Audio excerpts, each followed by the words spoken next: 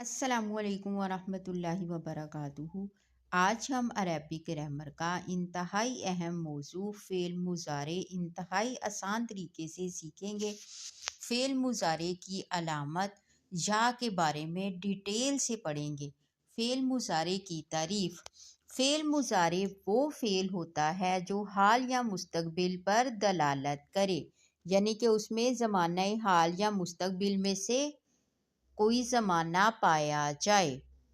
فعل مضارع کی پہچان کیا ہے کہ فعل کے شروع میں عموماً یہ حروف آتے ہیں: حمزہ، نون، یا اور تا۔ ان کو حروف آتین بھی کہتے ہیں۔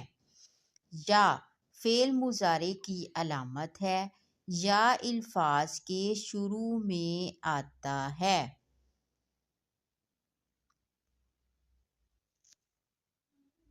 اس علامت کا ترجمہ وہ کیا جاتا ہے۔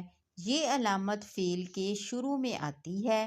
اس علامت کا ترجمہ کبھی زمانہ حال اور کبھی زمانہ مستقبل میں پایا جاتا ہے۔ یحکم وہ فیصلہ کرتا ہے یا کرے گا۔ یخلق وہ پیدا کرتا ہے یا کرے گا۔ یؤمن وہ ایمان لاتا ہے یا لائے گا۔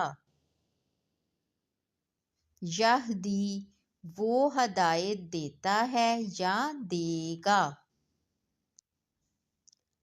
الملک یومئذ للہ یحکم بینہم اس دن بادشاہت اللہ کی ہوگی، وہ فیصلہ کرے گا ان کے درمیان۔ یحکم اس میں کیا ہے؟ فعل مضارع ہے، وہ فیصلہ کرے گا۔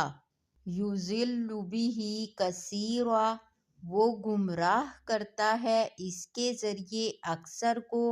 ویہدی بہ کثیرا اور وہ ہدایت دیتا ہے اس کے ذریعے اکثر کو۔ یضل اور ویہدی کیا ہے؟ اس میں فعل مضارع ہیں۔ یخلق وہ پیدا کرتا ہے یا کرے گا۔ یعرف وہ پہچانتا ہے یا پہچانے گا۔ یقول وہ کہتا ہے یا کہے گا۔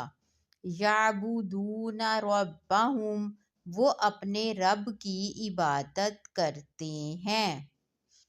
یؤمنون بالغیب وہ غیب پر ایمان لاتے ہیں۔